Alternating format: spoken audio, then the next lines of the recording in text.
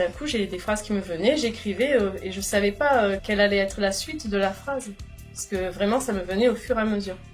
Et donc, j'ai commencé à recevoir en fait des messages de mes proches défunts, de mon grand-père en premier. Je l'ai jamais connu, mon grand-père, il est mort juste avant ma naissance. Donc j'ai eu plein de preuves, par exemple, pour mon grand-père, il a dit une expression qu'il disait souvent apparemment, moi je le savais pas, ma mère m'en avait jamais parlé. En fait, j'arrivais pas bien à écrire et ensuite, il a dit, c'est pas ma veine. Et en fait, ma mère m'a dit, il disait toujours ça, et donc pour elle, c'était une preuve. En fait, il lui disait, j'aimerais te prouver que je suis là, mais je voudrais pas te faire peur. Il disait ça dans ses messages en parlant à ma mère. Et en fait, quelques jours après, il lui a apparu en songe. En fait, il y a son image qui a grossi.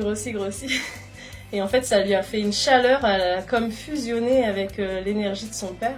Et ça l'a rempli d'amour et ça l'a vraiment marqué. Et elle savait qu'elle n'avait pas rêvé, quoi. Bonjour à tous, j'espère que vous allez bien. Je vous retrouve avec plaisir pour une nouvelle interview d'une médium, Sandra Juldis. Sandra va nous raconter son parcours de médiumnité au travers de l'écriture médiumnique, c'est-à-dire la réception de messages écrits de ses proches défunts et de ses guides. Et parlant de ses guides, vous allez voir à quel point ils ont pu l'aider sur ce chemin de médiumnité. Elle nous parle également de sa pratique et du soin du saut de l'existence. Je remercie très sincèrement Sandra pour ce partage et vous tous, évidemment, comme toujours, pour votre écoute fidèle. Si vous souhaitez soutenir ce podcast, vous pouvez le faire au travers du lien Tipeee qui figure dans le détail de l'épisode.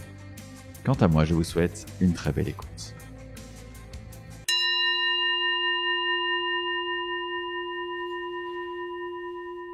Eh bien, bonjour Sandra et merci beaucoup d'avoir accepté mon invitation pour ce podcast Entre deux mondes. Je suis très content de te recevoir et de pouvoir te donner l'opportunité de nous parler de qui tu es, de ta médiumnité. Alors, pour commencer, la fameuse question, est-ce que tu peux nous parler de toi ? Bonjour, merci à toi Xavier de me permettre de m'exprimer ici sur ton podcast. C'est un honneur pour moi d'être ici. Et donc, je vais me présenter. Alors, je suis Sandra Juldis, médium et canal, messagère entre les mondes visibles et invisibles. J'entends, je vois et je ressens les guides spirituels, les proches défunts et les vies passées de ceux qui me consultent. Et j'ai à cœur de transmettre les messages, les guidances pour aider à apporter de la clarté, de la lumière dans le chemin de chacun. Sandra, cette ouverture à l'invisible, cette médiumnité que tu nous décris, est-ce que pour toi ça a toujours été présent ou si c'est pas le cas, à quel moment ça s'est installé dans ta vie ? En fait, j'en avais pas conscience. Petite, j'avais déjà beaucoup de ressentis.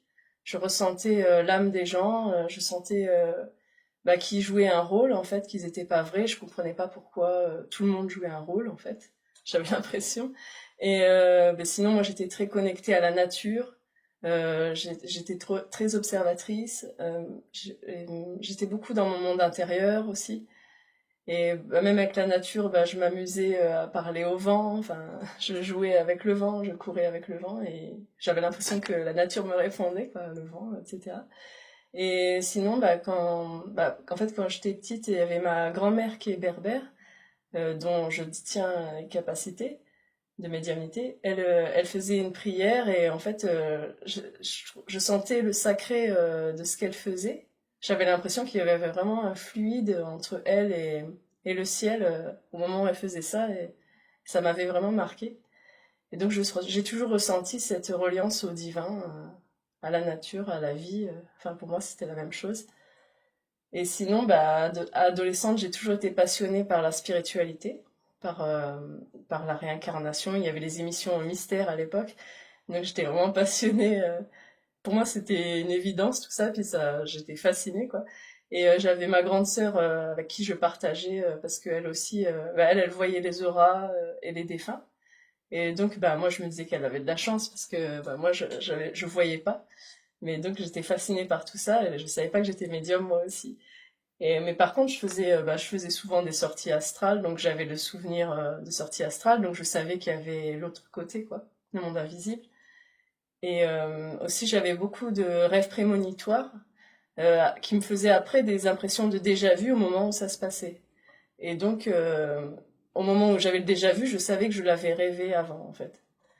Et donc je voyais le film se dérouler et j'osais pas parler pour voir ce qui allait se passer, si ça allait être pareil que dans mon rêve en fait. Et donc voilà. Et ensuite, en fait, c'est au moment où ma grande sœur est décédée, parce qu'en fait elle a mis fin à ses jours. Donc moi j'avais 16 ans, elle avait 25 ans. Donc là ça a été un gros choc. Et donc c'est là, enfin ça a commencé par ça en fait. Ma médiumnité elle a commencé à partir de là. Enfin, j'en ai pris conscience à partir de quelques années après. Mais au moment déjà de son décès, je sentais comme un soutien. Et déjà, juste avant qu'elle décède, en fait, elle a mis fin à ses jours vers Noël, à Noël. Et moi, j'avais acheté un petit ange, un bougeoir en forme d'ange, et je voulais lui offrir en cadeau. Et, et donc, c'était bizarre. C'était un ange en prière. C'était bizarre que je veuille lui offrir ce cadeau, quoi.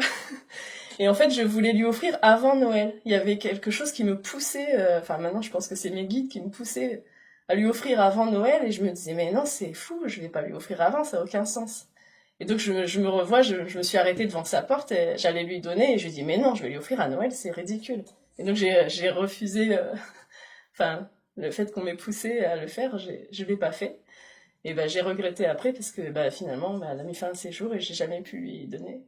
Et voilà. Et donc, déjà, j'avais des pressentiments, quoi. C'est ça que je voulais expliquer. Donc, quand elle a mis fin à ses jours, je sentais quand même il y avait un soutien, même si j'étais choquée, etc. Je sentais, j'avais quand même une joie en moi, comme s'il y avait un soutien et sa présence qui était encore là. Enfin, comme si elle m'aidait à passer ce cap, quoi.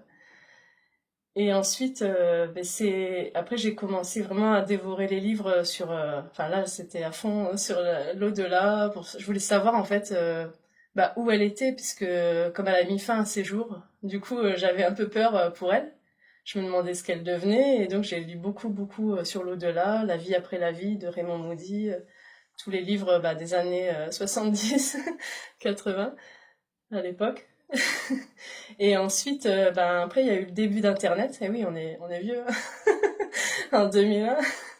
Et donc, 2001, j'avais Internet, et j'ai commencé à chercher donc sur Internet, et je suis tombée sur quelque chose sur l'écriture automatique, parce que du coup, je cherchais vraiment à communiquer avec ma sœur.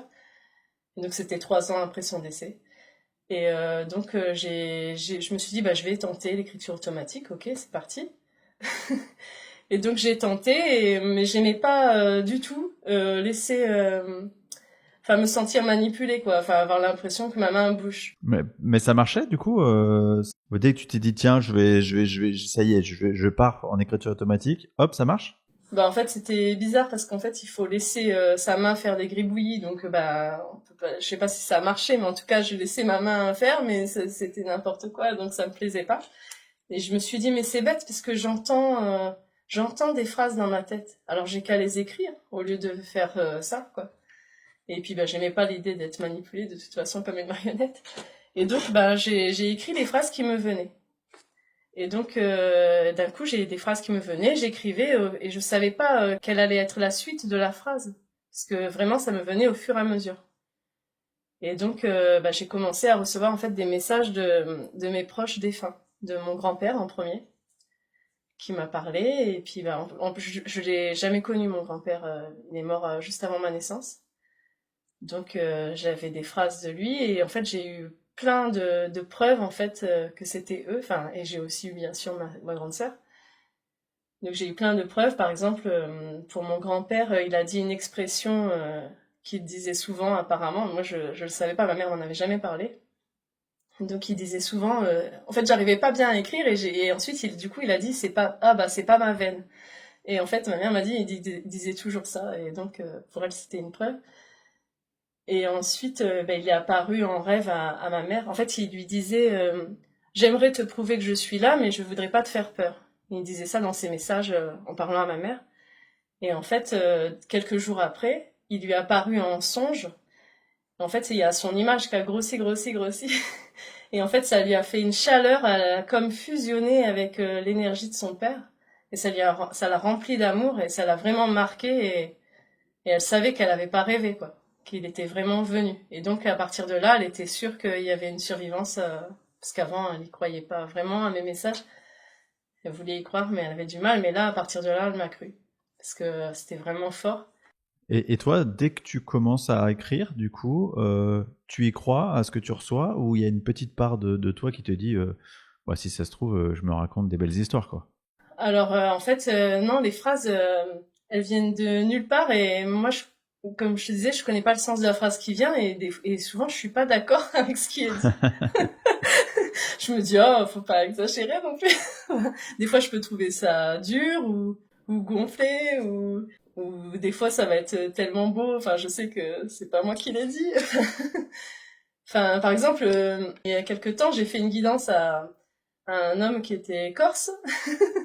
Et donc, les guides, ils arrêtaient pas de dire qu'il se comportait comme un gamin et que s'il voulait être traité en homme, il va falloir cesser de faire le gamin. Et donc, bah, moi, j'ai eu un peu peur. J'ai dit, je vais lui dire ça, mais c'est un Corse quand même. Il va, il va me jeter. Et donc, voilà, bah, en fait, c'est bien passé. Hein, il l'a bien pris. Mais voilà, des fois, c'est un peu rentre dedans. Et donc, Ouais, c'est remuant, quoi. C'est pas quelque chose que tu dirais toi naturellement à quelqu'un, quoi. oui, moi, je le dirais pas. Et au contraire, j'hésite à le transmettre après. Donc, oui, je sais que ça vient pas de moi, ça, c'est sûr. Et du coup, quand tu découvres cette capacité à écrire, moi j'imagine, je me mets à ta place, je me dis ça doit être un peu addictif, c'est-à-dire que tu te dis, bah tiens, j'ai cette possibilité d'entrer en contact avec mes proches, surtout toi dans le choc émotionnel de ce que c'est que la perte de ta sœur. Je me dis, mais tu dois être tenté finalement de communiquer tout le temps avec elle et ouais, de maintenir ce lien, quoi. Bah en fait, bah non, ça a pas vraiment fait ça. Enfin, c'était surtout au début, pendant plusieurs jours, oui, j'ai rempli plusieurs pages rapidement, et parce que bah là, c'était le début. Donc ça l'a fait surtout au début, mais juste pendant peut-être une semaine, où vraiment c'était fort. Mais ensuite, Qu'est-ce qu'elle te disait du coup, ta sœur? et ben justement, enfin voilà, elle me disait qu'elle allait bien, elle avait pas besoin d'aller dans la lumière, qu'elle y était déjà, parce que moi j'avais du mal à y croire en fait, parce que je me disais non, elle doit être bloquée, quelque chose comme ça. Oui, c'est-à-dire que tu avais associé le fait qu'elle se soit suicidée à l'impossibilité pour elle d'être dans la lumière, c'est ça? Oui, c'est ça. Et donc elle m'a apporté aussi une autre preuve, c'est qu'elle m'a dit, bah tu verras, dans 2 ans tu seras heureuse. Et donc je me demandais pourquoi elle me disait ça, mais bon, je l'ai écrit. Et ensuite, plus tard, ben, enfin 1 an et demi après, elle m'a dit, ben, tu vas trouver ton homme, tu verras, on a tout préparé, tout est presque prêt, c'est bon, tu vas le rencontrer, tu verras, il est super. Donc elle m'a dit ça. Incroyable. Et en fait, ben, donc et en fait, je l'ai rencontré bien pile 2 ans après les 2 ans qu'elle m'avait dit. Et donc j'ai rencontré l'homme qui est devenu mon mari et le père de mes enfants aujourd'hui. Tu vois, ça fait quelque part penser que tout est déjà prévu d'avance, quoi. Qui est, tu vois, ça fait toujours remettre en question la notion de libre arbitre. Oui, oui, c'est sûr. Et même son décès, des fois, je me dis, bah, c'est fou parce qu'on dirait qu'elle l'a aidé à le préparer. Enfin, Oui, oui, alors ça, pour le coup, effectivement, dans les séances qui peuvent être les miennes, il y a parfois où il y a des décès et des décès en plus tragiques de ce type-là qui sont effectivement préparés. parce que je me demande comment ça se serait passé si elle n'avait pas fait, en fait. Est-ce que moi, je serais vraiment devenue médium? Et oui, oui, c'était peut-être quelque part conditionné. Les deux faits deux événements étaient conditionnés, quoi. Oui, c'est ça. Tu me demandais je le faisais souvent, et donc, en fait, non, après, j'ai vraiment espacé. Et c'est, en fait, parce qu'en fait, je voulais pas le provoquer aussi, parce que j'avais peur, justement, bah, d'attirer des mauvaises entités, parce que j'avais quand même cette peur. Et donc, je voulais pas l'appeler de moi-même, parce qu'en fait, si j'ai cherché à faire l'écriture automatique, c'est parce que je sentais qu'on voulait que j'écrive. C'est ce que j'ai oublié de préciser tout à l'heure. C'est que je sentais qu'il fallait que j'écrive et je trouvais ça bizarre. Et en fait, du coup, j'ai cherché et j'ai trouvé quelque chose sur l'écriture automatique. Et ensuite, donc, bah, j'ai écrit que à chaque fois, seulement quand j'étais inspirée pour écrire. Quand eux, ils me poussaient à écrire. Et c'est seulement là que j'écrivais et je demandais toujours d'être protégée par mon ange gardien. Et donc, je le provoquais jamais de moi-même, donc c'était épisodique. Et après, au fur et à mesure, ça s'est un peu espacé dans le temps. D'accord. Et à quel moment tu te dis, bah, du coup, quand même, il y a peut-être la possibilité de délivrer des messages pour d'autres personnes et puis d'en faire mon métier finalement? Mais alors, c'est très longtemps plus tard, parce que c'est en 2017. Donc, tu vois, j'ai fait ma vie de famille, j'ai construit ma famille avec mon mari. Et donc, en 2017, j'avais le train-train quotidien, j'avais des messages de temps en temps, sans plus. Enfin, juste pour m'accompagner, pour m'aider. Et en fait, en 2017, je me suis cassé le poignet. Et donc, j'étais obligée de me reposer. J'ai eu le repos forcé, parce que là, j'avais les enfants qui étaient petits, et donc je devais beaucoup m'occuper d'eux, et j'étais tout le temps prise par ça, quoi, en fait. J'avais jamais de temps pour moi. Et donc là, j'étais en repos forcé, et donc je me suis fait aider. Et donc pendant ce temps-là, moi, je m'ennuyais, et en fait, je suis allée sur Internet, et j'ai vu qu'il y avait une chaîne qui proposait des méditations guidées en groupe. Et donc, j'ai commencé à faire ces méditations guidées. Et donc, je les faisais tout le temps, enfin, tous les soirs. Et au fur et à mesure, ça a laissé place à enfin, du coup, j'ai laissé un silence en moi, un espace en moi. Et donc, c'est là que j'ai commencé à recevoir un message. Donc, c'était le 14 février, à Saint-Valentin, 2018. J'ai reçu, donc le 14 février 2018, j'ai reçu le premier message de mes anges gardiens, de mes guides. Qui te disait quoi? Et qui me disait, alors c'était un très beau message, il me disait qu'il était là, qu'il était dans ce silence que j'avais placé et que je pouvais le contacter et qu'il était là pour moi. Et je l'ai publié ce message, je l'ai publié sur ma chaîne YouTube. Et une fois que tu reçois ce message, tu te dis, bah tiens, je vais peut-être pouvoir faire quelque chose de ce contact, ou c'est simplement rassurant finalement? Bah oui, parce qu'en fait, il me l'a demandé en même temps d'ouvrir un groupe Facebook pour donner des messages sur ce groupe. Donc je l'ai fait, j'ai fait confiance parce que j'avais eu beaucoup de signes à ce moment-là, enfin c'était fou. Et donc j'ai ouvert le groupe, je me suis lancée. Et donc j'ai donné beaucoup de messages gratuitement donc aux gens. Il y a des gens qui me posaient des questions, je leur répondais par un message de leur guide. Et des fois personne me posait de questions et c'est moi qui... je sentais qu'il y avait un message qui me venait, donc je l'écrivais et en fait ça parlait à plein de gens où j'ai donné vraiment les messages des guides des personnes. Quand tu démarres ce groupe Facebook, Sandra, euh, que tu te lances comme ça à donner des messages aux gens, j'imagine que, enfin, il y a une certaine pression derrière. Comment tu arrives à te dire, bon, ok, ça y est, j'ouvre un groupe Facebook et hop, je vais balancer des messages. Quand j'ai commencé à recevoir les messages de mes anges gardiens, du coup, je lui aurais posé des questions pour m'aider parce que j'avais vraiment du mal à prendre du temps pour moi, à trouver l'espace pour moi. Il y avait que le fait que j'ai mon poignet abîmé qui fait que j'ai été obligée d'être en repos. Donc j'ai dit, mais comment je vais faire pour gérer le quotidien avec mes enfants? Aidez-moi, quoi. Donnez-moi des solutions dans ce cas-là, si vous êtes là pour moi. Et donc ils m'ont beaucoup aidé à gérer les problèmes du quotidien. Ils m'ont aidé à gérer mes émotions aussi et aussi avec les enfants, ils me disaient comment faire, comment organiser mon temps parce que c'était difficile quand même, c'était assez sport. Et donc grâce à eux, j'ai beaucoup travaillé sur moi. Et donc ce travail sur moi après c'est pour ça que ça m'a donné confiance aussi pour aider les gens par des guidances. Ouais, puis j'imagine que quand tu vois du coup la pertinence de ce qui t'envoie comme message pour toi, pour ta guidance personnelle, tu te dis bon bah si c'est aussi précis pour moi, ça doit être pertinent pour les gens aussi à qui je vais envoyer les messages quoi. Bah oui, parce que ça a beaucoup apaisé ma vie et c'était vraiment, enfin, leur aide, elle était vraiment concrète. C'était pas philosophique, c'était pas spirituel, c'était vraiment dans la matière quoi.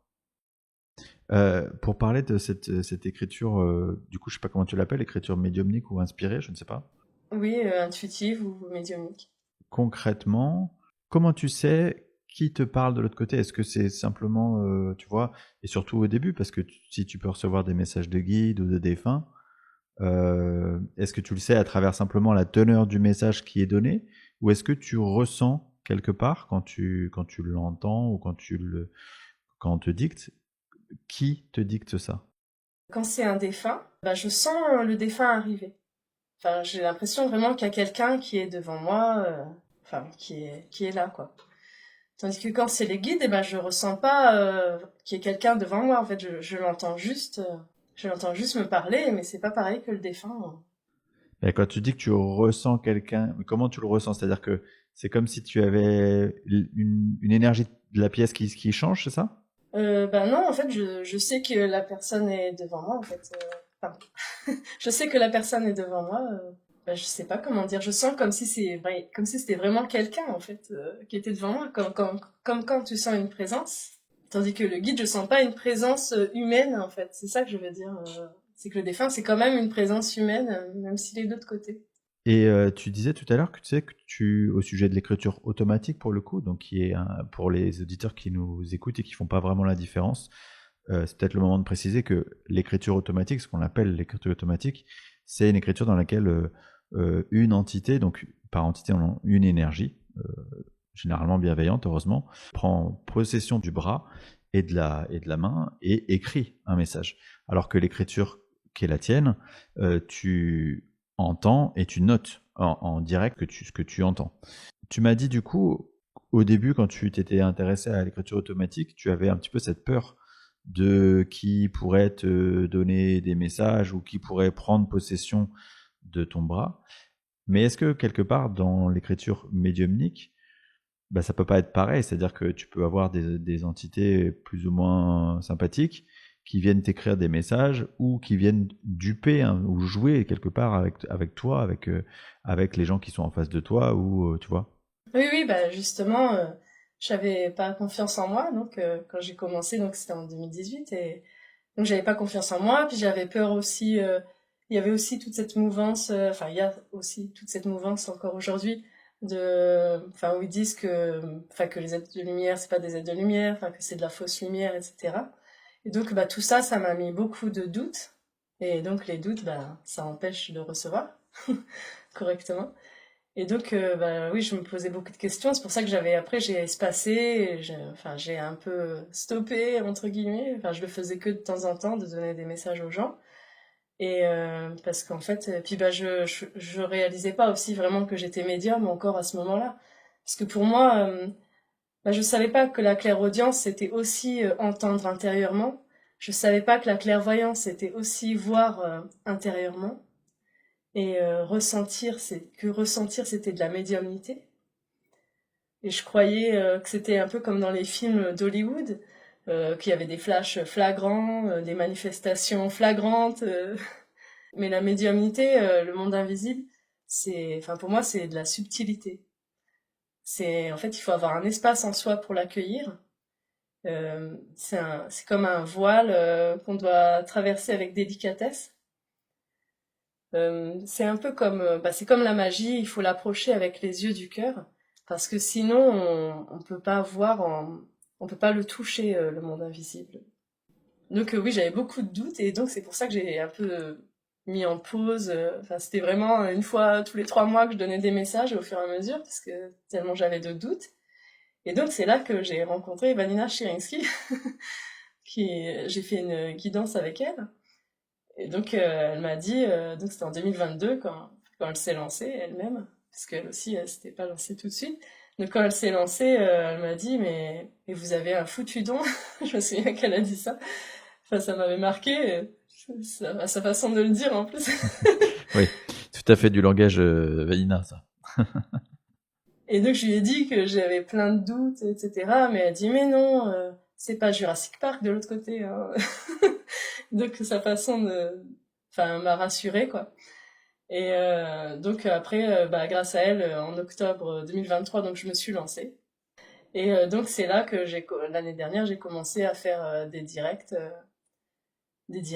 pour me montrer, parce qu'en fait, j'osais pas me montrer devant tout le monde. Je le faisais, mais que par écriture. Et aussi, du coup, les directs, ils m'ont permis de prendre confiance et de me rendre compte que je pouvais canaliser vraiment en direct et que j'avais pas besoin, parce qu'en fait, avant, j'écrivais toujours la guidance avant de la personne, je la recevais avant, et ensuite je lui transmettais par téléphone une fois que je l'avais reçue. Ouais, c'est-à-dire que finalement, c'est comme si cette histoire d'écriture, pour toi, ça avait été une manière de te rassurer ou d'entrer dans ce monde-là de manière douce, et que maintenant, la confiance que tu as pris, elle a quelque part éclairci le chemin, et tu n'as plus forcément besoin de cette méthode-là pour canaliser les guides ou les défunts, quoi. C'est ça? Bah oui, parce qu'en fait, je les entends très bien. J'ai toujours entendu d'abord et après j'écrivais. Mais je continue quand même d'écrire juste pour recevoir les débuts de phrases. Parce que aussi l'écriture, elle me permet de mettre vraiment le mental de côté. Quand j'écris, bah, je réfléchis pas. Je laisse venir pour que la phrase entière vienne. Et donc ça, ouais, ça me permet de faire le vide en fait quand j'écris. Donc je commence toujours quand même par écrire, même si je reçois en direct. J'écris en même temps. Oui, d'accord. Oui, c'est ça. C'est une manière de créer cet espace en toi. Un peu ce que tu disais tout à l'heure dans la méditation, là. Tu as créé l'espace et c'est ça qui a permis à ton guide de venir te parler. Bah là, c'est pareil. L'écriture, c'est une manière de te concentrer sur autre chose et donc quelque chose de complètement dissociatif en hypnose, c'est-à-dire que tu focalises ton attention, donc ton mental sur quelque chose, ce qui laisse de l'espace à l'invisible, quoi. Sur le fait de bien écrire ce que je reçois. Et du coup, ben, le mental est occupé. Aujourd'hui, donc, quand tu as une personne qui vient te voir, pour toi, c'est sur demande, c'est-à-dire que, ok, tu l'as en face de toi ou elle t'envoie un message, et puis sur demande, tu peux aller bah, te connecter à ses guides ou à la personne en question. Oui, oui, en fait, bah, je lui demande juste une photo avant, même si, bon, en vrai, j'en ai pas besoin, mais c'est pour moi, c'est pour me rassurer, pour être sûr que je me connecte bien à la bonne personne, bien à ses guides, quoi. Et donc, je lui demande juste une photo et avant le rendez-vous et le jour du rendez-vous, ben oui, elle me pose ses questions en direct et je peux me connecter directement. Enfin, j'entends ses guides qui me répondent et pareil pour si je dois aller voir les vies passées, je me connecte tout de suite. Je vois et j'entends. Enfin, j'entends le message des guides sur la vie antérieure et je vois les images en même temps et je peux aussi les ressentir comme si c'était moi. Et quand tu vois ces vies antérieures, c'est toi qui es le protagoniste ou tu le vois un petit peu comme une sorte d'observateur qui regarderait un film? Ben en fait, oui, je suis plutôt le protagoniste en général. Quand c'est difficile, je suis en spectatrice. Mais je ressens quand même le sentiment des personnes, enfin ce qu'elles ressentent à ce moment-là. Enfin voilà, je ressens quand même le vécu de la personne. Je suis le protagoniste dans ce sens-là en tout cas, même si je peux voir la scène plus de loin. Et bah, sinon aussi, des fois, même quand on me donne des informations sur une personne de sa vie présente, bah, des fois, il y a des choses difficiles. Et donc, ben, parfois, on me montre une scène, mais enfin, au lieu de me montrer la scène, justement, quand c'est trop difficile, on me dit ce qui s'est passé dans le passé, sans me montrer les images, quoi. Oui, c'est-à-dire qu'ils vont être sympas avec toi quand même. Ils vont pas te créer des traumatismes en te montrant des images que tu saurais pas intégrer. Et justement, tu vois, ça c'est une question qu'on pose souvent aux personnes qui reçoivent comme ça les messages. Est-ce que toi, tu donnes tout ce qu'on te donne? C'est-à-dire, on te donne un message, tu réfléchis pas à l'impact de ce qui t'est dit et tu le donnes parce que tu juges que si on te l'a donné, c'est qu'il faut le transmettre? Ou est-ce que quand même parfois il y a des messages que tu t'autorises pas à donner ou tu vois, il y a une limite dans l'éthique de ce que tu peux donner comme information? Ben oui, enfin, ça m'est arrivé une fois de pas donner tout. Mais en fait, sinon, oui, bah, souvent j'hésite parce que bah, les messages des guides, ils sont assez percutants. Donc en général, je préviens la personne que ça peut secouer tout ce que je vais dire. On ne sait pas ce qui va se passer. Donc en général, je préviens la personne que bah, c'est pas une promenade souvent, les guidances, parce que bah, ça bouscule beaucoup. Parce que les guides, ils sont là aussi pour ça, c'est pour nous réveiller et pour éclairer des points importants de notre vie, pour avoir des prises de conscience. En fait, il y a une personne qui est venue me voir pour une guidance et elle m'a demandé qu'est-ce qui s'était passé dans son passé parce qu'elle avait un traumatisme mais elle n'arrivait pas à s'en souvenir. Et donc moi, les guides, ils m'ont dit ce qui s'était passé sans me montrer parce que c'était une scène assez difficile. Mais ils m'ont dit que je devais pas le dire. Je devais juste parce qu'elle devait d'abord grandir elle de son côté avant d'être prête à recevoir cette information, mais qu'elle l'aurait plus tard. Et aussi, mais par contre, ils m'ont dit une phrase, ils m'ont dit par rapport à ses parents, ils m'ont dit qu'il fallait pas qu'elle leur fasse confiance. Et donc moi, bah cette phrase, j'ai pas voulu la dire en fait à la personne parce que ben je me sentais pas. Je me dis, je vais quand même pas lui dire ça, de pas faire confiance à ses parents. De toute façon, c'était une personne adulte, donc je me suis dit, bon, bah, elle a sa vie, elle est plus sous leur joug, si jamais il y avait un problème. Donc voilà, j'ai pas voulu dire cette phrase parce que je trouvais que c'était trop, enfin, ça m'allait pas, quoi. Ouais. Et j'ai vu que tu proposais un soin qui est assez spécifique, qui s'appelle le saut de l'existence. Tu peux nous en parler parce que c'est quelque chose que j'avais jamais vraiment vu jusqu'à présent.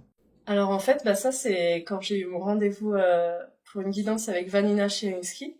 C'est elle qui m'a révélé au niveau du nombril du bébé, j'avais la capacité de soigner son incarnation. Pour ceux qui se sont mal incarnés, qui ont eu comme une blessure au niveau du nombril parce qu'ils ont eu du mal à s'incarner. Elle m'a dit que j'avais cette capacité. Elle a dit mais qu'est-ce que c'est que ce truc-là? Et quand les guides lui transmettaient, et c'est assez drôle. Et elle m'a dit bah apparemment vous pouvez faire ça. Enfin, elle a dit j'ai jamais vu ça et vous pouvez faire ça. Ça veut dire quoi, mal s'incarner? Ça veut dire les refus d'incarnation ou les enfants qui, enfin, les âmes qui descendent et qui ne font pas demi-tour mais qui sont pas tout à fait contentes d'être là? Oui, qui sont pas trop enthousiastes. Oui, qui ont pas trop, qui sont pas vraiment, qui ont pas vraiment envie de s'incarner. Oui. Comment on les reconnaît ces enfants pour le coup? C'est souvent des enfants bah, qui vont être perturbés. Bah, des fois, je veux dire, les enfants, ils sont assez extravertis, alors ça peut ne pas être facile à se rendre compte. Mais ça va être, par exemple, des bébés qui vont beaucoup pleurer sans raison, mais vraiment, si ça devient presque pathologique, quoi, que ça rend vraiment la vie difficile. Et on voit que le bébé a un problème. Ça peut être justement un problème d'incarnation où son âme, elle est pas bien, comment dire, encastrée dans son corps physique, quoi, quelque part. Et donc après, quand on grandit comme ça, c'est comme si, comme on est mal incarné, ben on peut passer, en grandissant, on peut passer à côté de notre chemin de vie, parce qu'on va rater les opportunités si on n'a pas, parce qu'on n'a pas bien intégré notre énergie de vie, d'incarnation, en fait. Et donc on va pas avoir toute notre énergie disponible. Et toi, quand tu te connectes à on va dire un bébé qui est dans ce cas-là, comment tu perçois les choses? Alors en fait, je vais voir des lignes d'énergie. Je vais voir des lignes d'énergie entre son âme et son nombril, et je vais voir que son âme, elle est un peu décalée, par exemple, et que les lignes d'énergie donc sont tordues euh, jusqu'au nombril. Et en fait, moi, quand je replace, que je mets ma main au niveau du nombril, même à distance, hein, je le fais, et ben je vais replacer l'âme au bon endroit. Enfin, je vais vérifier que les lignes d'énergie sont redevenues droites. D'accord. Donc ça veut dire que concrètement, en écran interne, j'imagine que c'est comme ça que ça se passe, en clairvoyance, tu as cette vision de ces fils-là, comme tu disais, et que c'est toi qui, à travers ton soin, va voir qu'ensuite tout a repris sa place, entre guillemets. Oui, voilà, c'est ça. Je vais l'accompagner pour qu'il se replace doucement au bon endroit. Et le reconnecter, enfin guérir, parce que ça fait comme une blessure. Quand je t'entends, du coup, je me dis que bah, il y a peut-être des enfants, donc des bébés qui sont devenus enfants, puis adolescents, puis adultes, qui sont toujours à côté de leur corps. Oui, du coup, je le propose aussi pour les adultes, parce qu'après, je me suis rendu compte que je pouvais le faire en remontant le temps, vu que le temps et l'espace n'existent pas. Donc, je remonte le temps et je le fais au moment où le bébé est juste avant la naissance ou dans le ventre de la maman. Ou sinon, quand il vient de naître, je le visualise au moment où il vient de naître. Enfin, ça dépend. Oui, en général, c'est quand il vient de naître parce que il peut arriver que ce soit la naissance qui provoque aussi le décalage, s'il y a une naissance difficile. Ah oui, d'accord, intéressant. Pour toi, c'est facile de voir tout de suite sur une personne, mettons, je sais pas, tu croises une personne dans la rue, tu arrives à savoir si elle est à côté de son... enfin, tu vois, s'il y a ce décalage qui s'est opéré? Bah, j'ai jamais cherché à regarder, je me suis pas posé la question, mais je sais juste que bah, je l'ai fait par exemple pour mon fils parce que je sentais, bah, lui, je sentais qu'il y avait quelque chose qui allait pas, qu'il n'était pas bien incarné, donc je l'ai fait en premier sur mon fils, ce soin. Du coup, quels impacts ça a eu sur lui? Bah, du coup, je me rends compte que bah, avant, il faisait beaucoup des colères sans raison. Enfin, il en fait toujours, hein, mais Faut pas se leurrer, c'est un enfant. Mais je veux dire, il faisait vraiment beaucoup, comment dire, il était vraiment agité, voilà, très très agité tout le temps, et en fait, je le trouve beaucoup plus calme et posé depuis que je lui ai fait. Ce soin-là, est-ce que en une seule fois, tu arrives du coup réaligner, on va dire, l'âme et le corps, ou est-ce que ça nécessite d'y revenir plusieurs fois? Maintenant, normalement, une fois, c'est bon. Je vérifie bien que tout est ok, et normalement, une fois, c'est réglé, ouais. Quand tu agis comme ça, est-ce que tu vois si du côté subtil, tu es aidé par d'autres énergies pour faire des soins? C'est une bonne question parce que oui, effectivement, je suis aidée. En fait, j'ai fait le soin plusieurs fois et j'ai senti au bout de quelques fois que j'étais accompagnée. Et en fait, j'ai senti que c'était l'énergie de l'archange Raphaël qui m'aidait. Et donc, bah, c'est là que j'ai senti que je le faisais pas toute seule, ce soin. Et ce que j'ai oublié de dire tout à l'heure, c'est que quand j'ai eu beaucoup de doutes par rapport à ma médiumnité aussi, c'est parce qu'aussi j'avais canalisé l'archange Michael. Parce qu'en fait, j'avais fait des méditations avec l'archange Michael et puis je l'avais canalisé, j'avais eu des messages de lui, que j'ai transmis d'ailleurs. Et je me disais, c'est pas possible que je canalise l'archange Michael. J'arrivais pas à y croire, à me dire que moi je pouvais, pourquoi moi, Oui, etc. le fameux syndrome de l'imposteur. Oui, voilà. J'avais beaucoup de mal avec ça aussi, avec le fait de pouvoir canaliser des archanges. Je comprenais pas comment moi je pouvais canaliser des êtres aussi élevés. Pour terminer sur ce soin du saut de l'existence, comme tu l'as appelé, une fois qu'on est adulte, tu vois, et qu'on n'a pas résolu ce problème, comment, dans notre vie d'adulte, on peut savoir si oui ou non on souffre de ce problème de décalage là dont tu nous parlais? Eh bien, en fait, c'est vraiment si, bah, s'il y a vraiment tout qui part de travers dans notre vie. Par exemple, si on sent un grand manque d'énergie, enfin un manque d'énergie, mais depuis toujours, on va dire.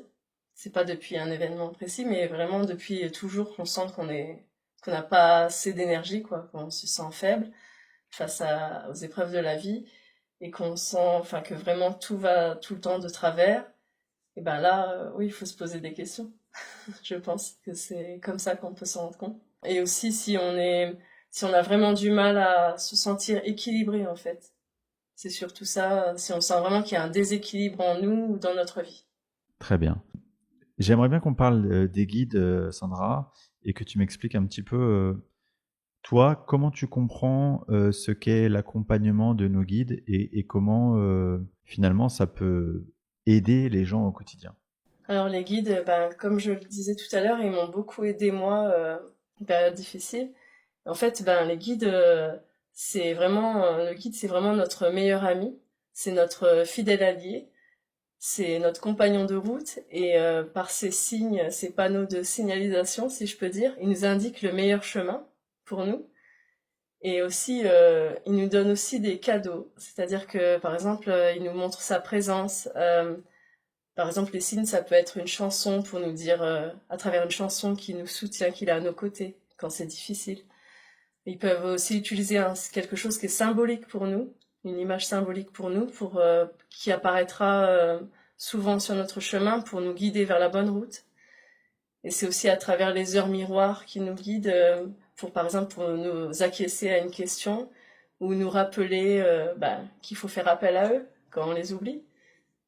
Et parfois aussi, on peut ressentir des frissons quand il y a une phrase qui nous est adressée, que ce soit dans une chanson ou de quelqu'un qui dit quelque chose qu'on entend autour de nous.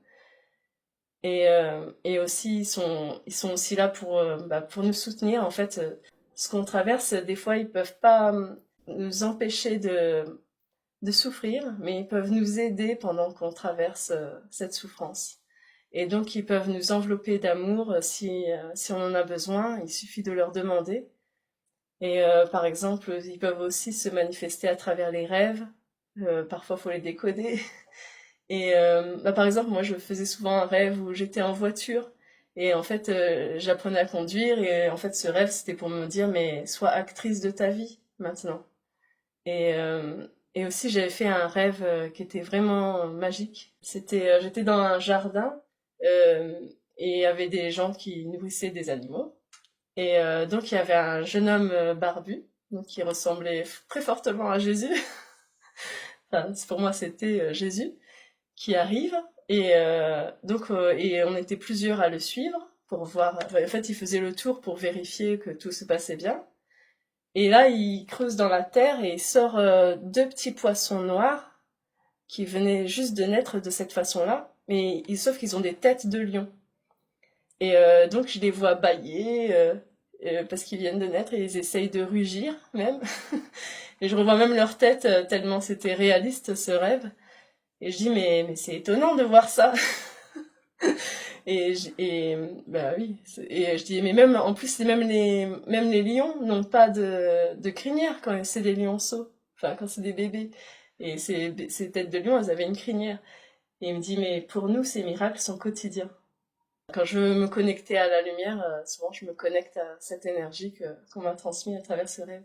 Très bien, Sandra. J'aimerais te poser une question pour les personnes qui sont un petit peu comme toi quand tu as démarré ou souhaité démarrer l'écriture, sur la base de ton expérience maintenant. Quels seraient les conseils que tu pourrais leur donner voilà, pour commencer cet exercice-là, pour se faire confiance et pour arriver à faire le vide en soi finalement? Ce que je leur conseillerais déjà, il faut pas avoir de doute, de peur, parce que du coup ça bloque et ça attire justement ce qu'on veut pas, des mauvaises énergies. Donc il faut pas avoir de doute ni de peur, il faut vraiment, enfin le mieux c'est de se connecter, je pense, à nos propres proches défunts, parce que c'est des gens qu'on a connus. Donc par exemple, se connecter à l'amour qu'on avait pour eux, à une énergie vraiment bienveillante, positive, à l'amour qu'on a pour une personne. Et dans cette énergie, et demander aussi une protection à notre guide, qui est là pour ça. Et ensuite, dans cette énergie, on peut recevoir un message et essayer de sentir vraiment quand, à un moment, on se sent vraiment dans le bien-être et de pas le faire si on ne se sent pas bien ou connecté, quoi. De vraiment le faire dans cette énergie d'amour, afin d'attirer que la lumière et de recevoir aussi Et aussi, il faut quand on reçoit des phrases, vraiment de pas juger ce qui vient, d'écrire tout ce qui nous vient, même si ça n'a aucun sens ou qu'on se dit que c'est fou. Et vraiment on se dit, je jugerai après. Et donc j'écris tout et je jugerai après de ce que j'ai reçu. Ok, très bien. Sandra, on va terminer cet épisode en te posant les deux questions que j'ai l'habitude de poser aux personnes que j'interviewe. La première sur les influences qui ont été les tiennes durant ce parcours, ton éveil à cette médiumnité, soit des personnes, soit des livres. Et bien moi, le livre qui m'avait vraiment marqué, qui m'a marqué au début de ma recherche dans la spiritualité, c'était vraiment La vie après la vie de Raymond Moody. Parce qu'il décrit vraiment l'au-delà, comment ça se passe. Et enfin, c'était vraiment comme une révolution pour moi quand j'ai découvert ce livre. Et j'ai trouvé ça passionnant. Et aussi, j'aime beaucoup lire les livres sur l'hypnose, justement, de Michael Newton. J'aime beaucoup parce que ils décrivent vraiment le processus de la réincarnation. Puis c'est vraiment ma passion. Et j'aime beaucoup comprendre vraiment le parcours des âmes, pourquoi on choisit tel chemin, telles épreuves. Enfin, c'est vraiment enrichissant. Effectivement, c'est vrai qu'on n'en parle pas beaucoup, pourtant ces livres sont vraiment assez précieux. Donc les livres de Michael Newton, qui du coup faisait le même métier que moi, mais il y a bien longtemps, et qui est décédé depuis, mais qui nous a laissé pas mal d'ouvrages qui décrivent justement la vie après la vie, le processus de réincarnation, l'entre-deux-mondes. Donc ouais, les liens d'âme, voilà, c'est assez passionnant. Sandra, donc dernière question pour les personnes qui s'éveillent tout juste à cette spiritualité. Quels seraient les conseils que tu pourrais leur donner pour aborder ce chemin de manière sereine? C'est comme pour l'écriture intuitive, je pense vraiment qu'il faut rester dans une énergie de lumière, d'amour, et ne pas se mettre des croyances, des peurs, des barrières. Parce que justement, que l'invisible, il faut vraiment l'aborder avec le cœur ouvert. Et ben, comme ça, on peut recevoir vraiment tous les cadeaux que l'invisible a à nous offrir. Et je voulais dire aussi que souvent on reçoit.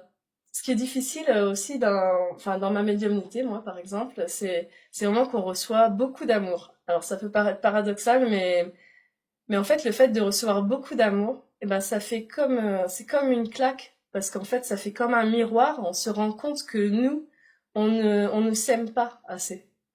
On n'accepte pas d'être aimé autant. Voilà, enfin c'est vraiment difficile parce que du coup ça m'oblige à grandir et je pense que c'est pareil pour beaucoup d'entre nous, c'est qu'on s'aime pas assez, on se juge beaucoup. Et voilà, et donc l'invisible, lui, bah, il nous apporte beaucoup d'amour, nos guides nous apportent beaucoup d'amour, ils sont là pour nous soutenir et nous aider à grandir. Ben merci Sandra pour cette conclusion et c'est vrai que c'est quelque chose qu'on avait partagé notamment dans l'épisode avec Virginie Sophia, mais que pour aimer les autres et déployer cet amour au maximum, la première étape c'est de commencer à s'aimer, soit s'autoriser à se donner cet amour. Donc merci Sandra de nous retransmettre ce message. Merci encore à toi, Sandra, pour cet échange. Merci à tous les auditeurs pour votre écoute fidèle. Comme d'habitude, je mettrai tous les liens de Sandra dans le détail de l'épisode. Et je vous dis à bientôt. À bientôt.